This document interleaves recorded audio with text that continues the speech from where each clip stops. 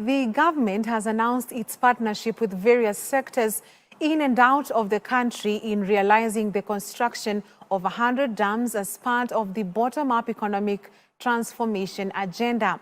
Water and Sanitation Cabinet Secretary Alice Wahome announced the partnership in a joint conference with investors and sector players. Tiffany Wamboi has more.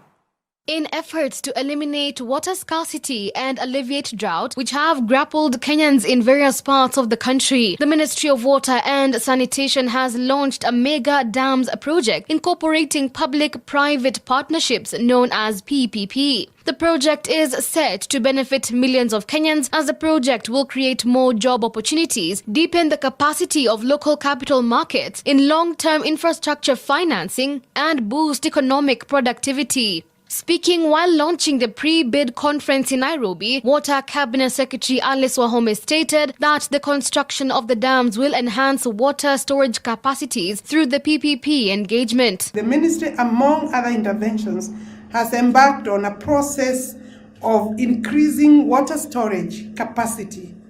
This, we realize that we needed that strategy, and that includes the building of 100 large, or in short, mega dams through the application of PPP model in order to mobilize additional resources for investment in this sector in the construction of the necessary infrastructure. CS Wahome stated that the ministry has embarked on the process of amending the Water Act to support the project with the requisite legal framework. The ministry, in an effort to align itself to implementation of water and irrigation infrastructure through PPP framework, has proposed also an amendment to Water Act, which is going to be published soon.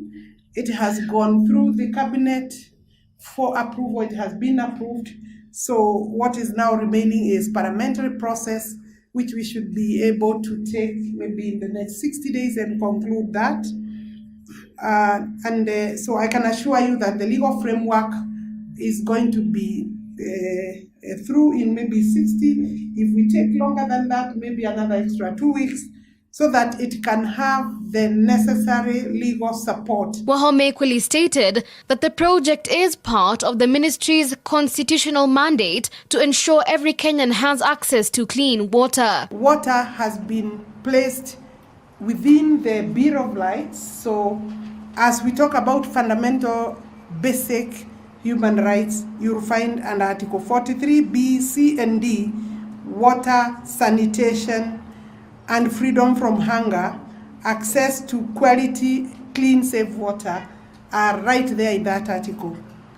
And that responsibility is placed on the government and its state agencies. At the same time, Water and Sanitation Principal Secretary Paul Rono affirmed the ministry's initiative to provide water storage and harvesting capacities and have a sustainable water supply model. The Ministry of Water has gone ahead and come up with this new model on public-private partnership to ensure that we put up strategic plans for water harvesting and storage, so that we can address today and future need for water and have a sustainable model for water supply for this country.